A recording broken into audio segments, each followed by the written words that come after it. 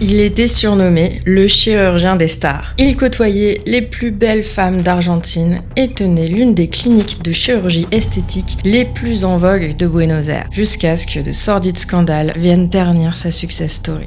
Alors, devons-nous vraiment être prêts à tout pour être beau ou belle ? Voici l'histoire du chirurgien au prénom aussi flippant que son œuvre, le docteur Aníbal Lotoki.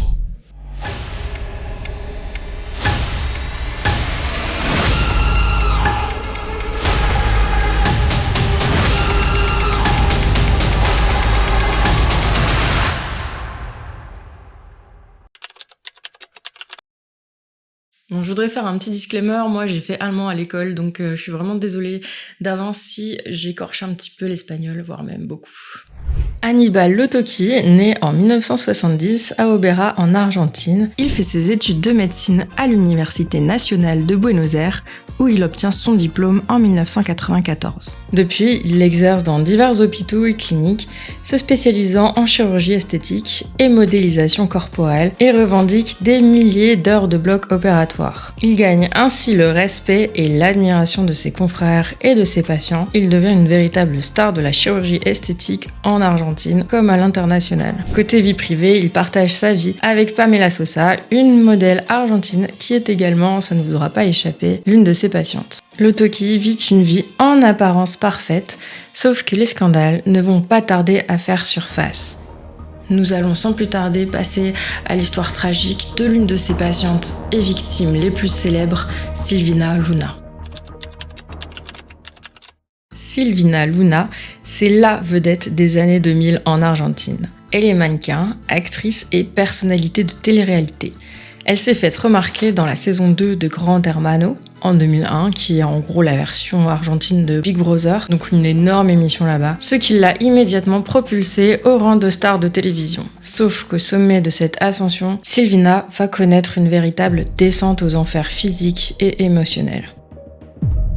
En 2011, obsédée par le regard des autres et par les diktats des normes de beauté, Silvina voulait être resplendissante pour tenir le premier rôle d'une danseuse dans un théâtre de revue. Elle veut le fessier parfait et décide de faire une opération de chirurgie esthétique des fesses, le fameux BBL, avec le docteur Aníbal Lotoki. C'est un médecin reconnu, c'est le chirurgien des stars en qui elle a confiance et avec qui elle ne pense courir aucun risque, d'autant que Silvina avait fait le point sur son état de santé avant l'intervention. Donc a priori, tout devait bien se passer. Elle déclare « En 2010, j'ai passé des examens et ma santé était impeccable. Mon taux de calcium était parfait et mes reins fonctionnaient très bien. » Cependant, en 2013, 2 ans après l'opération, Silvina ressent toujours des douleurs intenses aux fesses. S'asseoir est une torture, marcher est un supplice. Elle subit une fatigue intense continue. En bref, elle ne vit plus normalement, elle ne vit plus du tout. Elle passe alors des examens pour comprendre ce qui lui arrive et c'est à ce moment-là qu'elle découvre la vérité sur son état. Ces examens révèlent un excès de calcium dans son sang, une affection appelée hypercalcémie qui a provoqué une insuffisance rénale et des complications associées. En fait, le mannequin souffre d'une intoxication au métacrylate, la substance injectée dans ses fesses par le docteur Aníbal Lotoki. Mais qu'est-ce que c'est que le métacrylate, me demanderez-vous ? C'est une substance transparente, rigide mais flexible, comparable au plastique. Il est interdit en chirurgie esthétique à cause des risques graves de complications quand il est mal injecté ou injecté en trop grande quantité. En fait, le métacrylate, c'est un produit permanent. Il ne peut pas être retiré. Une fois injecté, il se fixe dans les tissus. Le corps va construire une réaction inflammatoire autour de lui et il ne pourra pas être retiré sans enlever aussi les tissus affectés. Le corps réagit souvent au PMMA en formant des granulomes, des inflammations persistantes ou une fibrose, soit exactement ce qui arrive à Silvina, et ces réactions peuvent apparaître des mois ou des années après l'injection. Silvina dépose une plainte conjointe avec Stefania Xipolitakis, Pamela Sosa et Gabriela Trenchi, autres victimes du chirurgien Lotoki dont on parlera plus tard, en l'accusant de lésions corporelles graves et escroquerie. Cette plainte le condamne en février 2022 à 4 ans de prison et à une interdiction d'exercer la médecine pendant 5 ans par le tribunal de Buenos Aires, mais on verra qu'il va pas vraiment respecter cette interdiction. Jusqu'en 2023, Sylvina a besoin de dialyse 3 fois par semaine car ses reins ne fonctionnent plus correctement. Elle prend énormément de médicaments pour traiter son insuffisance rénale, ce qui lui donne cette apparence si gonflée au niveau du visage. En fait, seule une transplantation aurait pu lui permettre de mener une vie normale. Elle confie dans une interview « La pire erreur de ma vie est née de l'ignorance, de la conviction que ma valeur dépendait de mon apparence, de mon manque de confiance en moi, de ma solitude et du manque de conseils de mes parents. » Puis elle évoque son désir de fonder une famille. Heureusement, l'amour a triomphé. Aujourd'hui, nous sommes plus forts et plus unis que jamais et je ferai de mon mieux pour être une bonne mère. Affirmait-elle. Mais le destin va en décider autrement car tout au long du mois d'août 2023, son état de santé s'aggrave. Hospitalisée pendant plus de 3 mois et malgré les traitements mis en œuvre pour la sauver, Sylvina décède à seulement 43 ans, succombant à plus de 12 années de combat. Suite au décès de Sylvina Luna, Cristian Pérez Lator, le chirurgien qui l'avait opérée en 2016 dans le but d'enlever le métacrylate de son corps, s'est exprimé et a affirmé que le décès était inévitable compte tenu de l'opération pratiquée par Lotoki en 2010. Il affirme que le matériau utilisé n'était pas du métacrylate. Il dit « C'est le ciment utilisé pour les prothèses dentaires. Ce qu'on peut enlever, c'est le ciment, la partie supérieure. La partie liquide, qui pénètre dans le sang et le système circulatoire, commence à empoisonner tous les organes vitaux. Au bout de 5, 10, 15 ou 20 ans, le patient meurt. C'est un poison. » Dans une autre partie de l'interview, Cristian s'en prend violemment à la défense de Lotoki, qui avait plaidé dans l'affaire Luna que le mannequin souffrait déjà d'une pathologie préexistante. Ce mensonge s'effondre comme un château de cartes. Nous savons tous que si une patiente souffre d'une maladie immunologique, la pose d'implants est formellement interdite. Nous ne pouvons pas utiliser de substances interdites qui ne sont jamais résorbées, surtout pas chez une patiente qui, selon lui, présentait déjà une pathologie préexistante. A-t-il ajouté avec véhémence. Bon, après, quand j'ai fait mes recherches sur Cristian Pérez Lator, il s'avère que lui aussi a eu des ennuis avec la justice. Il a été poursuivi pour escroquerie, mauvaise pratique et pratique illégale de la médecine aux USA. Donc voilà, vous faites pas opérer en Argentine, quoi.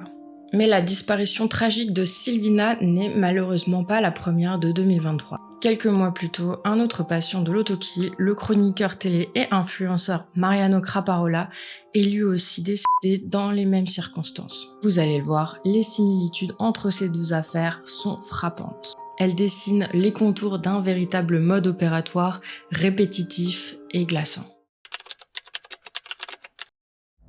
En 2010, Mariano est lui aussi passé sur le billard d'Hannibal Lotoki dans le but, lui aussi, d'obtenir un fessier plus rebondi. Résultat, une injection d'une substance alors inconnue. En quelques mois, l'opération lui déclenche une hypercalcémie et des problèmes rénaux graves. Il déclare alors ne plus pouvoir ni marcher ni s'asseoir. Les séquelles sont telles que Mariano doit être opéré une seconde fois, cette fois par le chirurgien Sergio Rosaroli, pour retirer une partie du matériel injecté. Rosaroli lui aurait dit que pendant l'opération, retirer la substance ressemblait à couper une bouteille en plastique. Ce qui montre à quel point la matière était dure et confirme la théorie de l'injection de métacrylate par Lotoki. Pendant des années, Mariano ne porte pourtant pas plainte.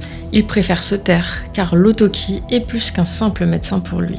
C'est un ami, quelqu'un qu'il connaît bien, à qui il fait confiance. Il a également peur des représailles et de l'entourage du médecin. Dans un audio partagé, il dit « Si je dis qu'il le protège, je finis mort dans un ravin. » Puis, voyant son état de santé s'aggraver, il finit par dénoncer cette relation. « J'ai fait une bêtise, sans réfléchir aux conséquences. Mais on ne s'imagine jamais qu'un ami puisse vous trahir comme il l'a fait, vous injecter la mort. » Le 17 août 2023, Mariano décède à l'âge de 49 ans de son insuffisance rénale. On l'a vu, les infections au métacrylate peuvent parfois prendre des mois, voire des années à se déclarer. Les victimes sont alors engagées dans des combats interminables pour leur vie. Pendant ce temps, d'autres personnalités argentines qui, elles aussi, avaient accordé leur confiance aux chirurgiens controversés, se sont levées pour dénoncer ces mauvaises pratiques. Et la première d'entre elles n'est autre que son ex-compagne, Pamela Sosa. Pamela, c'est la compagne de Lotoki au moment de l'opération de Sylvina Luna et Mariano Craparola, et le restera pendant environ 8 ans, de 2006 à 2014 à peu près. À cette époque, Pamela lui fait une confiance totale. c'est son compagnon, son médecin, son référent. Elle l'autorise à effectuer diverses interventions esthétiques, dont des injections a priori légères sur son visage et sa poitrine. Vous connaissez déjà la suite. Après ces interventions, Pamela développe des séquelles importantes, si bien qu'en 2014, elle devient lanceuse d'alerte. Elle se sépare de Lotoki et fait le tour des plateaux télé pour prévenir le public des pratiques dangereuses de son ex. Elle y fait des révélations glaçantes, comme l'apparition de son diabète chronique ou des granulomes dans les jambes dont elle envoie cette photo aux journalistes. Elle porte plainte contre lui pour mauvaises pratiques et escroquerie en l'accusant de lui avoir injecté des substances non autorisées sans jamais préciser clairement ce qu'elles contenaient. Selon elle, il mélangeait silicone liquide et polymère, un cocktail qui n'a rien à faire dans un corps humain. Dans les médias, elle ne mâche plus ses mots et va jusqu'à le confronter en direct, poussant Lotoki à quitter le plateau. Elle dénonce un homme qui continue à opérer alors même que les procédures judiciaires sont en cours. À cause de la lenteur de la justice, même après le jugement, Lotoki pouvait encore exercer tant que la sentence n'était pas définitive. Ce qui rend son témoignage particulièrement percutant, c'est qu'elle était sa compagne. Elle lui faisait confiance, c'était son médecin, son référent, son amoureux. Elle croyait en lui, elle l'aimait, jusqu'à découvrir sur son propre corps le mal dont il était capable. Sa voix va s'ajouter à celle de nombreuses autres victimes et ensemble, elles vont faire éclater l'affaire au grand jour. À 33 ans, Fran Mariano a subi 30 opérations chirurgicales et son visage vous dit peut-être vaguement quelque chose. C'est soit parce que tout le monde finit un peu par se ressembler avec la chirurgie esthétique, soit parce qu'il a fait tout ça pour ressembler à son idole Ricky Martin. Mais malgré les efforts et la douleur, il admet qu'il n'a pas atteint le résultat escompté. Fran connaît Hannibal Lotoki depuis plus de 10 ans. Leur premier deal, c'était que Lotoki opère Fran en échange de visibilité médiatique, une sorte de troc esthétique pour une émission de télévision dont déjà ça en dit long sur les pratiques. Finalement, la production de l'émission l'empêche de sauter le pas, mais plus tard, convaincu du talent de Lotoki, Fran retourne frapper à sa porte. Il veut un nouveau-né et un nouveau menton. Lotoki le mesure, le palpe, le sculpte déjà du regard. Puis il lui propose des implants aux joues, ce que Fran refuse. Alors le chirurgien lui propose de plutôt lui injecter de l'acide hyaluronique, une procédure moins lourde, ce que Fran refuse également. L'opération du nez se déroule et à son réveil, en découvrant son visage, Fran comprend. Lotoki lui a tout de même fait les injections aux joues malgré son refus. Il se regarde dans le miroir et ne se reconnaît plus. Lotoki, imperturbable, lui dit que l'acide va se résorber. À force de charme, de persuasion et de discours lénifiants, il prend des décisions sur le corps de Fran sans son accord. Cette manipulation dure des années d'emprise et de manipulation où Lotoki injecte tout sauf de l'acide hyaluronique dans le visage de Fran. La confiance de Fran se brise lorsqu'une douleur aiguë se fait sentir dans son nez, là où Lotoki a inséré des fils censés l'affiner. On lui dit de prendre des antibiotiques, mais la souffrance ne s'en va jamais. J'ai perdu mon sourire. Le fil a transpercé un muscle, je ne peux plus montrer mes dents. Ma lèvre supérieure est affaiblie et uniquement retenue par un fil. Peu après, une nouvelle inquiétude apparaît. Fran souffre alors de paralysie faciale et ne sent plus la moitié de son visage. On lui dit que c'est normal, mais 6 mois plus tard, ne voyant aucune amélioration, une infirmière de Lotoki finit par lui glisser la vérité. En insérant la canule pour la liposuction des joues, il a accidentellement sectionné un nerf. C'est pour ça que vous ne sentez rien. On dirait qu'elle lui annonce qu'on mange au dîner ce soir. Aujourd'hui, la vie de Fran, c'est une succession d'hôpitaux et de consultations. Il tente de faire extraire les toxines de son corps, opération après opération. Certaines zones semblent avoir durci, gonflé ou à l'inverse, s'affaissent. Il souffre d'un ulcère grave au pied qui a failli le mener à l'amputation. L'une de ses motivations pour tenir le choc, c'est de faire emprisonner Lotoki pour qu'il ne puisse plus détruire des vies, trouver des réponses et croire qu'un jour, justice sera rendue. Les scandales commencent à s'accumuler autour de Lotoki et d'autres voix continuent de se lever. Stefania Xipolitakis, influenceuse et figure médiatique, dit avoir découvert du métacrylate injecté par Lotoki. Elle explique que la substance est tellement dure que lors d'une biopsie, l'aiguille s'est littéralement cassée à cause de la rigidité du matériau. Elle décrit que ses muscles se transforment en pierre au point de l'empêcher parfois de s'asseoir correctement et de devoir effectuer régulièrement des exercices d'étirement pour tenter d'atténuer ses effets. Gabriela Trinchi, une femme argentine du monde des affaires, Inconnue du show business au départ, devient en 2015 l'une des victimes les plus vocales d'Hannibal Lotoki. Elle voulait seulement quelques petites retouches, rien de fou selon elle. Une mini lipo, 2 fils tenseurs, un peu de graisse remise par-ci par-là, bref, une demande aussi basique que de faire ses courses apparemment. Elle raconte avoir ressenti très rapidement après l'opération des douleurs intenses dans les jambes, des boules dures sous la peau, une fatigue omniprésente, tout le calvaire que l'on ne connaît que trop bien maintenant. Gabriella n'est pas une star, c'est ce qui donne encore plus de poids à son témoignage. Son cas illustre le danger systémique au-delà du star system. Elle aurait pu choisir de rester dans l'ombre, mais elle a choisi de dénoncer Lotoki afin qu'il reconnaisse les dégâts irréversibles qu'il lui a causés et l'empêcher d'opérer à nouveau. Le point commun entre toutes les victimes de Lotoki dont je vous ai raconté l'histoire, c'est les années de souffrance suite aux injections de méthacrylate. Les années passant, Lotoki arrive à dire que ce n'est peut-être pas de sa faute si les victimes souffrent. Mais s'il y a un cas qui ne laisse aucune place au doute quant à la responsabilité directe de Lotoki, c'est celui de Christian Zarat. Lui, il ne sortira jamais vivant de l'opération.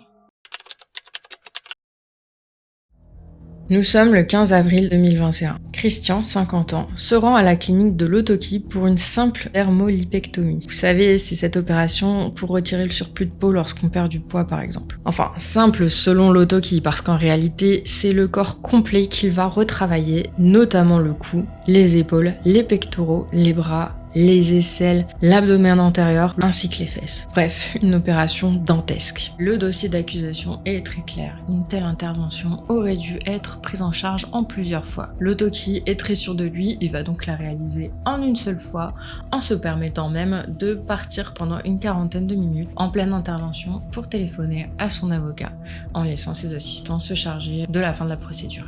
La nuit suivant l'opération, Zarat souffre le martyre, il ne dort pas. Son état se détériore tellement qu'il doit être intubé. Le personnel de la clinique appelle une ambulance. À l'arrivée des secours, ceux-ci s'aperçoivent que l'intubation est mal réalisée. Quelques instants plus tard, Zarat fait un arrêt cardiaque et décède malgré les tentatives de réanimation. Ils informent alors le commissariat de police locale où Lotoki sera placé en garde à vue. L'autopsie est accablante. Christian souffrait de diabète de type 2. Il venait de sortir d'un Covid et il était fumeur. Et malgré tout, l'intervention a été maintenue. Il est décédé, accrochez-vous bien, d'une congestion méningo-encéphalique massive, d'un œdème pulmonaire et d'un déséquilibre hémodynamique non compensé. À cela s'ajoute une absence totale de contrôle post-opératoire, aucun suivi de la douleur, des écoulements anormaux non traités et même une plaie qui se rouvre. Le juge résume ainsi: Lotoki a opéré Zarat en toute connaissance des risques graves de décès et persuadé que ça ne se produirait pas, il n'a rien fait pour l'empêcher, omettant délibérément et sciemment de prendre toutes les mesures qui auraient pu éviter ce dénouement, ignorant chacun des signes avant-coureurs apparus avant l'intervention jusqu'au décès du patient. En février 2022, Lotoki est enfin condamné à 4 ans de prison et 5 ans d'interdiction d'exercer la médecine à la suite des plaintes pour lésions graves déposées par plusieurs femmes dont Silvina Luna et Pamela Sosa. Cependant, malgré cette décision, il va continuer d'opérer dans sa clinique, la peine n'étant pas encore définitive. Ce n'est qu'en 2023 que le verdict devient ferme, la sentence est portée à 8 ans de prison. Lotoki est définitivement radié de l'ordre des médecins. Une arrestation préventive est ordonnée à la suite des décès de Silvina et Mariano. Aujourd'hui, Lotoki est détenu au complexe pénitentiaire fédéral numéro 1 d'Ezeiza, où il continue de tenter des recours pour faire réviser ses condamnations. Voilà, j'espère que le cas de Lotoki vous aura intéressé.